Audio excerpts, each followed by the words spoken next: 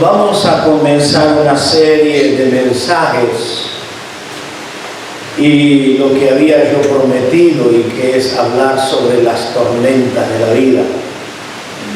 Todos nosotros en algún momento pasamos por tormentas. Algunas tormentas son muy duras.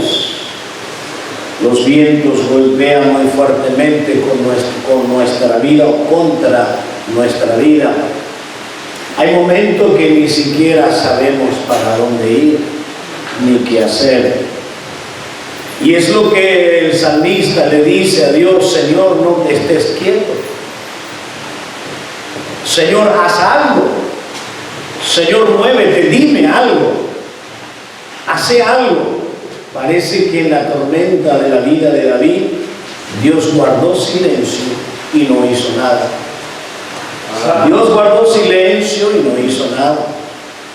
De la misma manera a veces nos ocurre a nosotros: guarda silencio y no hace nada. Tal vez usted hoy no esté pasando por tormenta, no esté pasando, esté en la bonanza de la vida. Dele gracias a Dios. Aleluya. Pero no tenga duda que va a llegar. No siempre va a ser así. No siempre va a ser alegría, bendiciones. La vida es una gran rueda, ¿vio? Usted está arriba, pero mañana puede estar abajo. Y estar allí, como solemos decir, lambiendo el polvo. Pero un día Dios te levanta, pero otro día estás por bajo. Pero todos tenemos que pasar por tormenta, y es necesario que pasemos por tormenta. Es muy necesario que la pasemos por muchas razones, muchas razones. Vamos a ver si en el decorrer de los mensajes voy a darles las razones por qué tengo que pasarla. Porque normalmente cuando pasamos esas horas le preguntamos: ¿y por qué a mí, Señor? ¿Por qué a mí, Señor? Señor, sácame de esto. Y tú oras que Dios te saque y Dios te hunde más. Y le pide: Señor, haz algo, y Dios no hace nada. Y quisiera que se termine, pero no se termina. Pero son las tormentas. Y en esas horas depende cómo estamos. Depende cómo estamos. Hay personas que se deprimen. No tienen ganas ni de orar, no tienen ganas de leer la Biblia, hasta no tienen ni ganas de ir a la iglesia. Se deprimen, están bajo presión o desánimo. Bien, y el desánimo no es la única persona que te pasa a ti. En la Biblia está llena de personas totalmente desanimadas. Vemos aún al profeta Elías. Está encerrado. Cuando usted lee el texto de Primera de Reyes 19, usted va a ver los síntomas, en Primera Reyes 19, los síntomas de Elías, de una persona depresiva. No solo desanimada, depresiva. Y a pesar que hacía horas atrás, había caído fuego de Dios, había matado a los profetas, había venido la lluvia y todo lo que él dijo se hizo, la bendición. Horas después estaba en depresión. Así somos. Así somos. Estamos en gloria, bajo la gloria, los milagros, las bendiciones. Horas después, deprimidos. Así somos. Así nos pasa. Entonces vemos a un Elías hasta aún deseando morir. Un depresivo desea morir. Un depresivo se encierra solo, se encerró solo. Y ahí hay varios detalles de los síntomas de Elías depresivo. Yo creo que estas predicaciones van a servir para usted, van a servir para nuestra vida espiritual. Amén. Y espero que sea de una gran bendición.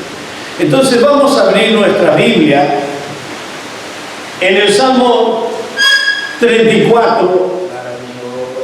Vamos a leer 2 versículos, vamos a tomarlo como base. En el Salmo 34, versículo 19. Salmo 34, versículo 19. Gracias, Señor. Dice: muchas son las aflicciones del justo. ¿Cuántas son las aflicciones? Entonces no espere pocas. Prepárese para esas muchas. Pero con la gran diferencia, que usted tiene a Cristo de su lado, que usted tiene al Espíritu de su lado, que usted tiene al Espíritu Santo de su lado, que usted tiene la Biblia de su lado. Entonces usted tiene una gran ventaja. Muchas son las aflicciones del justo. Y ahora, ¿qué dice? Toda ella liberará Jehová. Léalo, vamos a leerlo juntos. Veamos el versículo 19, todos juntos. Muchas son las aflicciones del justo, pero de todas ellas le librará Jehová. Amén. Gloria al Señor. El Señor va a librarnos. El Señor va a intervenir. Pero quiero decirle que Dios va a intervenir en la hora correcta. ¿Y qué quiero decirte con esto, en la hora correcta? No es en mi hora. Mi hora es ahora. Dios puede decirte: no, la hora de Dios es de acá una semana, de acá unos meses. Dios va a intervenir en la hora justa. Porque recuerde que cuando Jesús estaba predicando, le dijeron: mira, a quien tú amas está enfermo. Miren cómo lo califican, a quien tú amas está enfermo. Y después le dice a los discípulos: vamos para Betania, voy a despertar a Lázaro. Voy a despertarlo, no dice resucitarlo, voy a despertar. Voy a despertar. Y cuando se encuentra tanto con Marta, con María, las dos tenían la misma objeción: si hubiese estado aquí, mi hermano no hubiese muerto.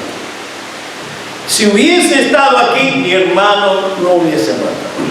Para ella Jesús había llegado tarde, pero para él no. Para la religión de aquella época Jesús llegó tarde, porque según la religión de aquella época, el espíritu del ser humano muerto está 3 días, está por ahí, y dentro de esos 3 días puede resucitar. El cuarto es imposible. ¿Y cuándo lo resucitó Jesús? El cuarto, en lo imposible. Ahí está. Jesús no llegó tarde. Vamos a leer otro versículo. El Salmo 40, versículo 17. 40, 17. ¿Qué dice el versículo 17 del Salmo 40? Aunque afligido yo y necesitado. No solamente estoy afligido, sino que estoy necesitado. Estoy en una gran aflicción, pero necesito que Dios intervenga, que Dios haga algo en esta situación. ¿Qué va a hacer Dios cuando tú estás afligido y necesitado? ¿Qué hace Dios? Jehová pensará en mí, es una. ¿Qué otra cosa hace? Mi ayudador, la segunda. La tercera, Dios es 3 cosas en esta hora. Él piensa, Él me ayuda, Él me liberta. Él me liberta. ¿Y qué dice? No te tardes. Sí, porque somos débiles, somos frágiles, somos muy inclinados al desánimo y a entristecernos. Sí, pasamos estas horas. Pero una cosa yo quiero decirte, grábatelo bien, hermano. Todo lo que tú pasas Dios lo tiene bajo control. Pero no aguanto más, no te haga problemas, Dios lo tiene en control. Señor, no tengo fuerzas, Dios lo tiene en control. No sé cómo salir, Dios tiene control. No te desanimes, Dios lo tiene todo bajo control. Y si no, mire la historia de estos hombres de la Biblia del Antiguo Testamento. Por ejemplo, un José es vendido, es despreciado, y todo lo que pasó durante 17 años. 13 años, no 17, 13 años. ¿Qué diría José? Señor, ayúdame. No sé si él clamó porque la Biblia no registra, pero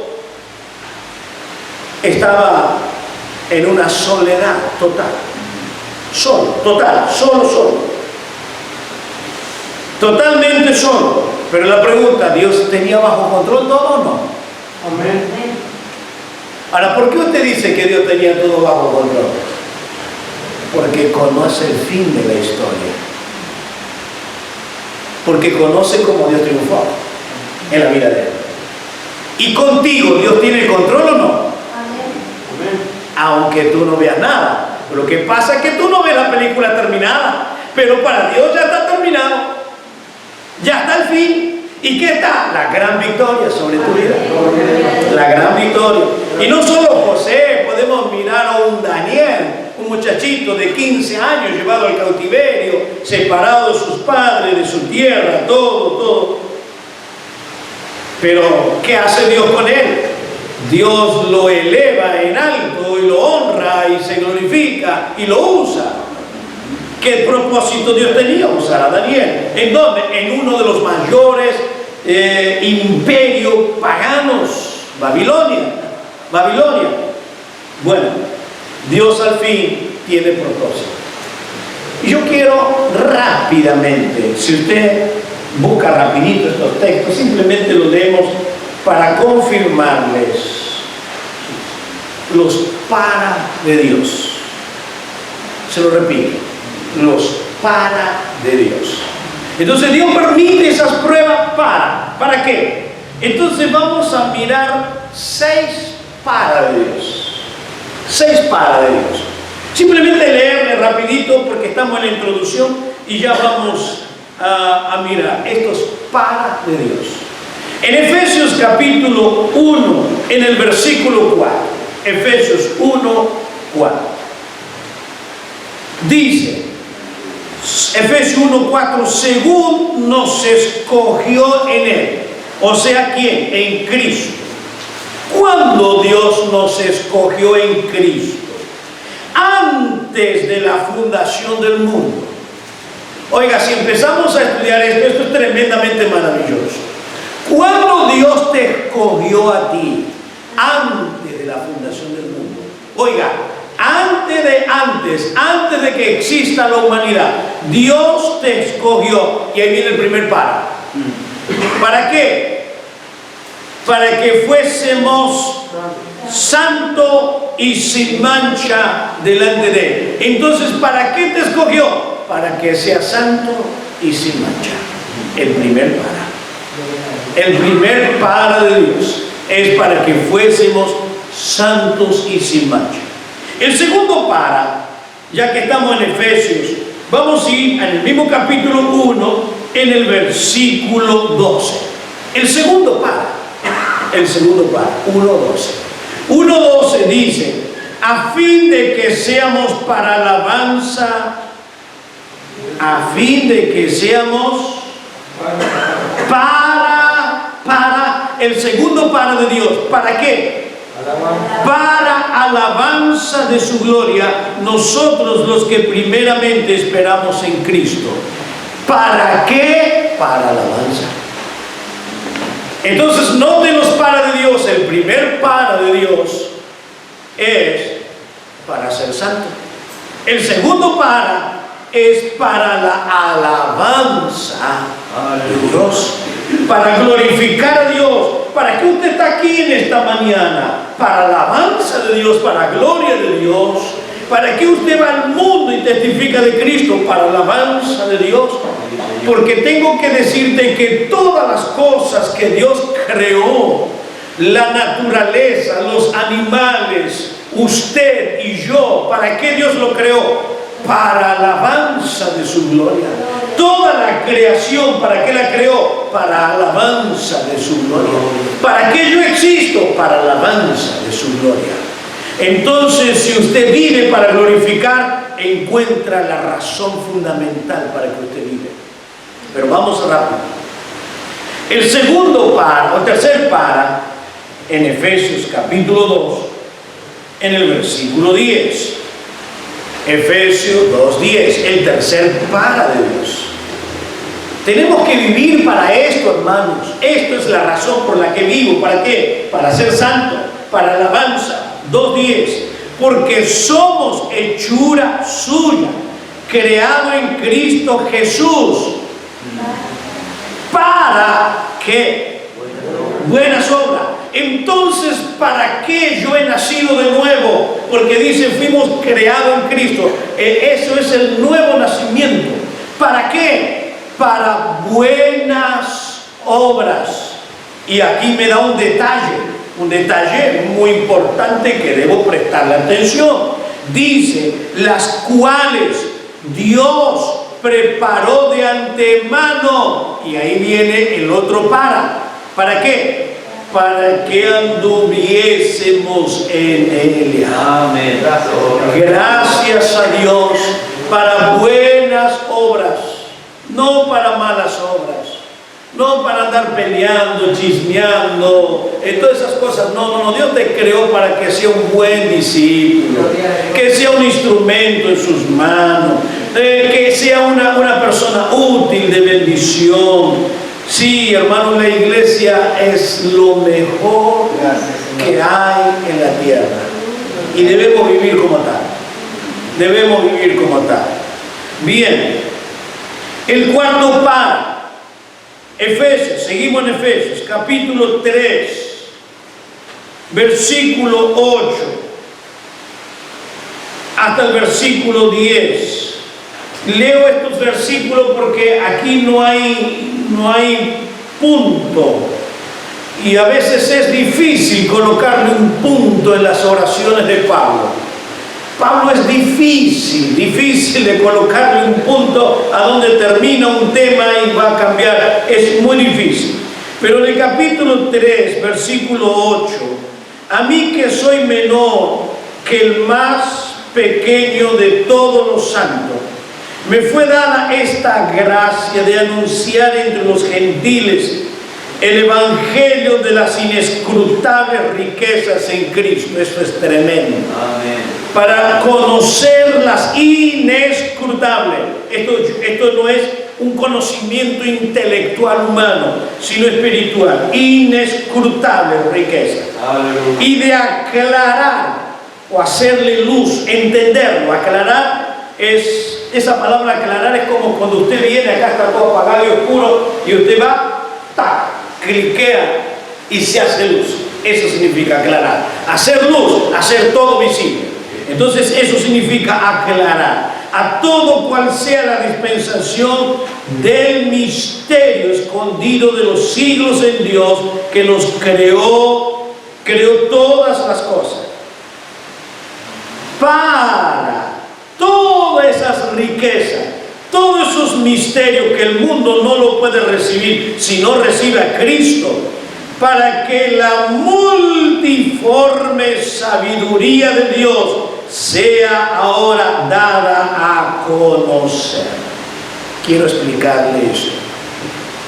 La verdad que estos versículos son riquísimos. Probablemente sean casi los más profundos del Nuevo Testamento. Este capítulo es uno de los más ricos del Nuevo Testamento. Yo quiero que usted note que en el versículo 10 yo he leído sabiduría y conocer. Sabiduría y conocer. Bien. Entonces Pablo me coloca la palabra para antes. Y él dice para que la multiforme, Quiere decir que Dios tiene muchísimas formas, muchas maneras. Esa es la multiforme. Las muchas sabiduría de Dios. Dios tiene mucha sabiduría para darnos a conocer. ¿Y a quién se lo da a conocer? En el mismo versículo 10. A la iglesia, a los salvos. Ahora, en la experiencia práctica, usted llega primero al conocimiento y después llega a la sabiduría. ¿Cómo se explica eso? Quiere decir que viene la palabra, se me aclaró la palabra, entonces llegué al conocimiento. Ahora yo conozco esa verdad, pero la verdad que Dios me da no es teórica, es práctica. Siempre la palabra de Dios es práctica. Siempre es práctica. Y esto es lo que yo insisto, hermano: practique, disipule, evangelice, ore, busque. Es práctica, es práctica. No es intelectual, informacional, es práctica. Entonces llego al conocimiento. Y entonces luego del conocimiento lo llevo a la sabiduría. ¿Y qué es la sabiduría? La sabiduría es practicar lo que acabé de conocer. Es practicar lo que acabo. ¿Y cómo Dios obra? Con la multiforme sabiduría de Dios. Entonces Dios tiene miles de maneras de revelarse a la iglesia. De revelarse a la iglesia para que lo conozca. ¿Y qué tengo que conocer yo? ¿Qué tengo que conocer? Vamos de nuevo al versículo 10.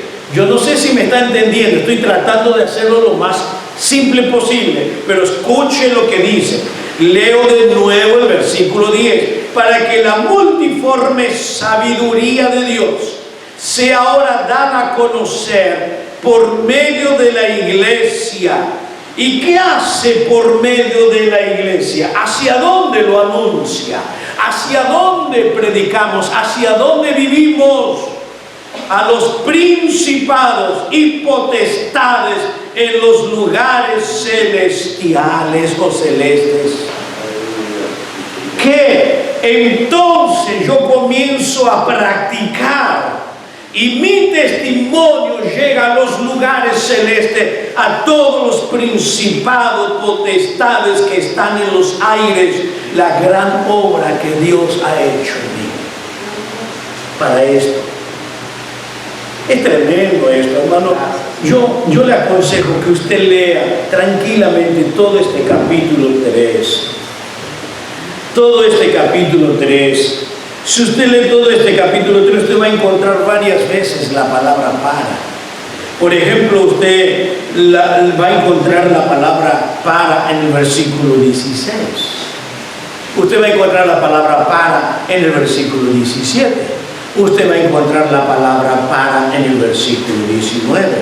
Entonces usted va a encontrar varias veces esa palabra para, y siempre después de ese para hay una gran acción y una gran bendición. Pero quiero dejarles dos versículos más. Todavía estoy en la introducción. Esto va a llevarnos varias reuniones a hablar sobre las tormentas. Pero vamos a ir a dos versículos más. Y el otro versículo lo encontramos en Primera de Pedro, capítulo 1. Hermano, ¿ya encontró usted los para o no? No solo en la Biblia, en su vida. Para ser santo, para buenas obras, para glorificar a Dios. Usted está viviendo esos paras. Esos paras. Esto es glorioso. Para esto Dios me ha llamado. Primera de Pedro, capítulo 1, versículo 2. 1:2. Primera de Pedro 1:2. Observe el otro para. Dice: elegidos según la presciencia de Dios Padre. Yo soy elegido según la gran capacidad de Dios. y santificado por el Espíritu, Dios me eligió según su capacidad extraordinaria y me separó por el Espíritu. ¿Para qué? Para obedecer. ¿Para qué soy salvo? Para obedecer, para vivir. No es solo para venir al culto. No, el culto tiene 2 horas, pero el día tiene 24. ¿Qué hace después del culto usted? Obedece, lógicamente. Esto es lo que creemos. Para obediencia a Dios, para obedecer a Dios, para obedecer y ser rociado con la sangre de Jesucristo.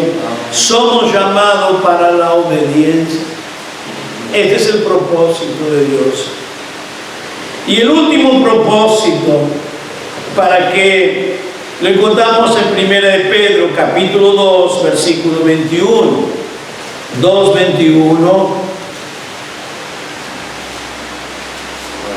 2:21 dice: pues para esto fuisteis llamados, porque Cristo padeció por nosotros, dejándonos ejemplo. ¿Para qué? Para que sigamos su pisadas. ¡Qué tremendo! Para seguir los pisadas. Y entonces cuando yo tengo que mirar las pisadas de Jesús, ¿dónde tengo que ir? A los evangelios. A Mateo, Marcos, Lucas y Juan. ¿Y qué pisadas me dejó Jesús? Bien, perdonar a los que te hacen mal. Esa es la pisada de Jesús. ¿Y cuántas veces tengo que perdonar? 70 veces 7. Tengo que orar por los que me persiguen. Esas son las pisadas de Jesús. Y así sucesivamente, un montón de cosas más. Esto es las pisadas de Jesús. Los para. Hermanos, yo quiero terminar la introducción en esta mañana, pero déjenme explicarle cómo vienen las pruebas, o de dónde viene, o por qué viene. ¿Por qué vienen las tormentas sobre nuestras vidas? Hay muchas razones por qué vienen las tormentas. Hay muchas. Le puedo asegurar que hay muchas. Pero yo quiero hacerle mención de 2 nada más. Y la semana próxima vamos a entrar a mirar ya más detenidamente las tormentas. Una de las razones por la cual vienen las tormentas son por nosotros mismos. Por nosotros mismos. Por nuestros corazones a veces endurecidos, insensibles, desobedientes o ingratos. Porque no nos decidimos servir a Dios. Entonces Dios tiene que meternos en la prensa. Dios tiene que meternos circunstancias para que clamemos y obedezcamos. Muchas veces las tormentas de la vida vienen por nuestras mismas desobediencias. Y el ejemplo, Jonás. Si él hubiese obedecido, nunca hubiese estado en la tormenta, nunca hubiese estado dentro del vientre del pez. La tormenta se levantó, ¿por qué? Por desobediente. Y muchas tormentas se levantan en contra de nuestras vidas por nuestra desobediencia. ¿Y por qué lo hacemos consciente? Dios nos está llamando y no le obedecemos. Dios nos da un don y no le obedecemos. Dios nos da un ministerio y no le obedecemos. Y somos tercos. Y bueno, Dios tiene que actuar. Porque Dios quiere el bien para ti. Dios no lo hace por maldad o por venganza, es por amor. Y entonces por amor Dios tiene que meterte en circunstancias para que te des cuenta. de que Dios te está llamando y Dios te quiere dar una vida muy feliz, Maravilloso. una vida superior a la que estás viviendo. Pero muchas veces somos tan duros Maravilloso. que ni siquiera cuando oramos no nos detenemos a escuchar la voz de Dios. Oramos, Señor, gracias por este día, bendíceme, amén, chao. Y cuando llega la noche, gracias por este día, chao. Pero no le damos lugar a que Dios nos hable. No nos detenemos en el silencio de la madrugada o de la noche, allí en tu cuarto, en tu soledad, escuchar que Dios te hable, que Dios dirija tus decisiones, que Dios dirija tus acciones, porque el ser humano tiene decisiones diarias, pequeñas y grandes. Cada día tomamos decisiones y precisamos la correcta voluntad de Dios. Y por eso a veces entramos en el callejón y Dios tiene que tratarnos. Y es ahí cuando decimos, Señor, bendícele, ayuda. Maravilloso. Pero tú hubiese evitado esa prueba si hubiese clamado antes. Si hubiese clamado antes, hubiese sido diferente. Sí, Señor. Esto es una de las fuentes. Nuestros caprichos, nuestros enojos y tantas cosas que puedo seguir mencionando, ¿no? Segundo, y muchas de nuestras pruebas son obras del diablo. Son obras del diablo. Maravilloso. Son obras que el enemigo quiere impedir para que hagamos el propósito. Sí, Señor. Gloria a tu nombre. Miremos a Job.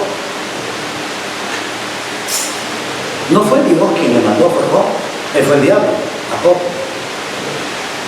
Entonces Dios le permitió, pero escuche bien.